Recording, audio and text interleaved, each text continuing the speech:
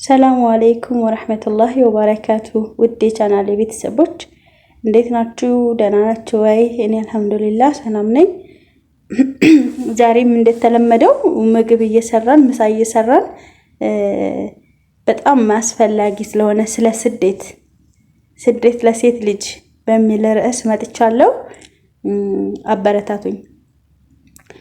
አዲስ ከሆናችሁ ሰብስክራይብ አድርጉ፣ ነባሮች ላይክ አድርጉ። ኢንሻአላህ ቪዲዮውን ትወዱታላችሁ። ወደ ቪዲዮ ሲገባ ስደት ለሴት ልጅ በእውነት ዋጋው ምንድነው? ሰላም ውድ የቻናላችን ቤተሰቦች፣ ዛሬ በብዙ ሴቶች ልብ ውስጥ ያለውንና ብዙዎች የማይናገሩትን ርዕስ እንመለከታለን። ርዕሳችን ስደት ለሴት ልጅ የሚል ነው። ብዙ ሰዎች ስደትን እንደ ገንዘብ፣ እንደ ስኬት፣ እንደ ውብ ህይወት ያስባሉ። ነገር ግን ከፎቶአችንና ከቪዲዮዎቻችን ከኑሯችን ጀርባ የሚደበቁ ብዙ ፈተናዎች አሉ። በስደት ላይ ስንኖር ብዙ ሰዎች ሊረዱን፣ በተለይ ሀገር ቤት ያሉ ሰዎች የማያውቁት እኛ ብቻ ስደተኞች የምናውቀው ብዙ ስቃይ፣ መከራ፣ እንቅልፍ ማጣት፣ ናፍቆት፣ ሐዘን፣ ድብርት፣ ሁሉን ነገር የተፈራረቀብን የምንኖረው እኛ ስደተኞች ነን። እና ስደት ቀላል ውሳኔ አይደለም። አንዲት ሴት ከቤተሰቧ ርቃ ወደ ሌላ ሀገር ስትሄድ አዲስ ህይወት፣ አዲስ ቋንቋ፣ አዲስ ባህል፣ አዲስ ህግ፣ አዲስ ኑሮ ይገጥማታል። በመጀመሪያው ወራቶች ከሀገሯ እንደወጣች ብዙዎች በብቸኝነት ይሰቃያሉ፣ በማልቀስ ቋንቋ አልገባ ሲላቸው በማልቀስ ተደብቀው፣ በቃ ብዙ ፈተናዎች ይገጥማቸዋል። የቤተሰብ መናፈቅ፣ እናት፣ አባት፣ እህት፣ ወንድም እንዲሁም ጓደኞቻችን ከሩቅ ብቻ ማየት ቀላል አይደለም። እንዲሁም በበዓላት ጊዜ፣ በልደት፣ በቃ በችግር ከቤተሰብ ርቀት የሚፈጠረው ስሜት ከባድ ነው። የስራ ፈተና፣ አንዳንድ ሴቶች ረጅም ሰዓት ይሰራሉ። እንደ እድል ሆኖ በጣም ብዙ ስራ የሚበዛባቸው እህቶች አሉ።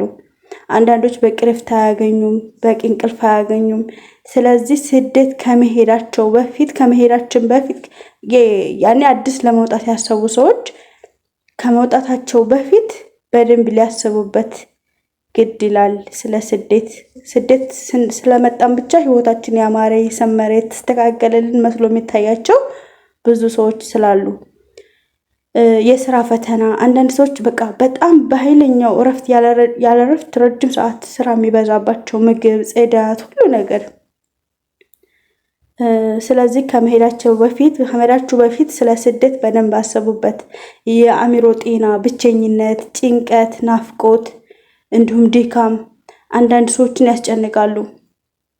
ስለዚህ ከቤተሰብ ጋር በየጊዜው መነጋገር፣ ጓደኞች ማፍራት፣ አዳዲስ ጓደኞች እና ራስን መንከባከብ፣ ራሳችንን መጠበቅ አስፈላጊ ነው በስደት ላይ ስንኖር ማለት ነው። እንዲሁም ደግሞ የገንዘብ አስተዳደር፣ ብዙ ሰዎች ሁሉንም ገንዘብ ወደ ቤተሰብ ይልካሉ። ነገር ግን ለራሳቸው ቁጠባ ማድረግ አስፈላጊ መሆኑን ማወቅ አለባቸው ማለት ነው። ደሞዝ እንደተቀበላችሁ ሁሉንም ሰብስቦ ወደ ሀገር መላክ አስፈላጊ አይደለም። ያው ትንሽም ብር ቢሆን በየወሩ መቆጠብ ለወደፊታችን ይጠቅማል። ራስን ማሳደግ፣ ስደት ገንዘብ ብቻ ለማግኘት አይሁን። ቋንቋ መማር፣ አዲስ ሙያ መማር፣ እውቀትን ማሳደግ፣ አእምሯችንን ማበልጸግ በማንበብ በትርፍ ሰዓታችን ቁርአንም ቢሆን በማንበብ ማለት ነው ማሳደግ አለብን። ይሄ ወደፊት ትልቅ እድል ይከፍትልን። ማንም ሰው ስለ ራሳችን የሚያዋርድ ነገር ወይም መብታችንን የሚጥስ ነገር ካደረጉብን፣ ላፊ ነገር ከተናገሩን ዝም አለ ማለት። በስደት ላይ ስንሆን ራሳችንን ማስከበር አለብን ማለት ነው። ምክንያቱም የምንኖርበት ሀገር ሁሉም የምንኖርበት ሀገር ህግ ያለበት ሀገር ስለሆነ ራሳችንን እንዲያከብሩን ማድረግ አለብን። ሰዎች ከፍ ዝቅ እንዲያደርጉን እድል መስጠት የለብንም።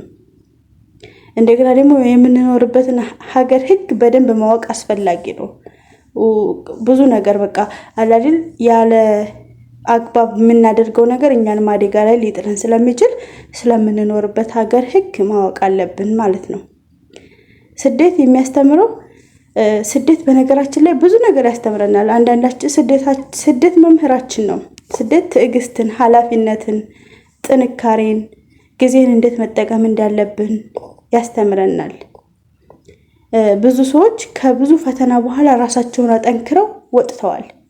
ያኔ በቃ በማይታሰብ ሁኔታ በሶሻል ሚዲያም ይሁን በምንም ይሁን በቃ ራሳቸውን አጠንክረው ስደት በጣም ተፈትኗቸው ራሳቸውን ትልቅ ደረጃ የሚያደርሱ ሴቶች ብዙዎች አሉ ማለት ነው። እና ውዴቶቼ ስደት መጥፎም ሆነ ጥሩ ብቻ ተብሎ ሊገለጽ አይችልም። እድልም አለው፣ ፈተናም አለው። ስደት ላይ መጥቶ ብዙ ሰዎች ይጠቀሙበታል፣ ይለወጡበታል። አንዳንዶቹ ደግሞ በህመም ራሳቸውን ከፎቅ በመጣል በብዙ ችግር ወደ ሀገራቸው ይመለሳሉ። ስለዚህ አላህ ከተጠቃሚዎች አድርገን ከወጣንም አይቀር ደግሞ ተጠቅመንበት የምንመለስ አላህ ያድርገን። እና ውድ እህቶቼ ይህ ቪዲዮ ይጠቅማችኋል ብዬ አስባለሁ። ከጠቀማችሁ ደግሞ ላይክ አድርጉኝ፣ እንዲሁም ለወዳጅ ዘመዶቻችሁ ሼር አድርጉልኝ እላችኋለሁ። ከመሄድ በፊት በደንብ ማሰብ ለአዲስ ለሚመጡ ሰዎች ማለት ነው። ከመጣም በኋላ ደግሞ ጠንካራ ሴቶች መሆን አለብን። የትም ቦታ ብንሆን ህልማችን ለማሳካት ተስፋ ለመቁረጥ አለብን ማድረግ አለብን ማለት ነው። ስደት ለብዙ ሰዎች የተሻለ ህይወት ፍለጋ ነው። ነገር ግን ከዚያ ጀርባ ያለውን ብቸኝነትና ናፍቆት የሚያውቀው በስደት የኖረ ሰው ብቻ ነው። ለሴት ልጅ ደግሞ ከእናት እቅፍ ከአባት ምክር እና ከቤተሰብ ፍቅር ርቆ በባዕድ ሀገር መኖር ቀላል አይደለም።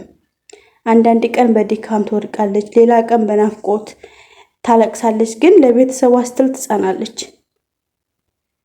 ያው አላህም ደግሞ በእርግጥ ከችግር ጋር ምቾት አለ ብሏልና ያንን አስበን ደግሞ በትዕግስትና በሰብር ታጋሾች ሆነን የመጣንበትን ዓላማ በአግባቡ መጠቀም አለብን ማለት ነው።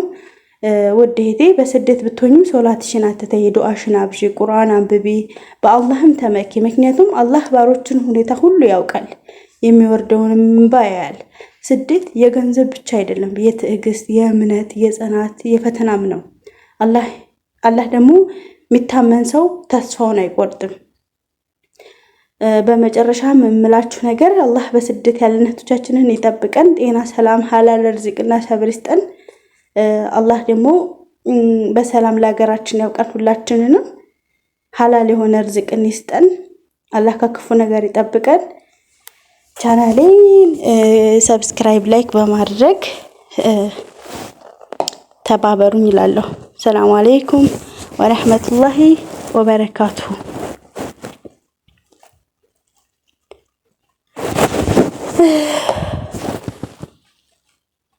እንዲሁም ደግሞ ስደት ማለት ቀላል ነገር አይደለም። ስደት መተን ደግሞ ከተጠቀምንበት የምንለወጥበት ነው። ስደትን መተን ስራ አለመምረጥ መተን ከወጣን በኋላ የመጣንበትን ዓላማ አለመርሳት አስፈላጊ ነው። ውድ እህቶቼ በያላችሁበት አላህ ሰላም ያደርጋችሁ፣ አላህ ይጠብቀን፣ ሁላችንንም በሰላም ለሀገራችን ያብቃን።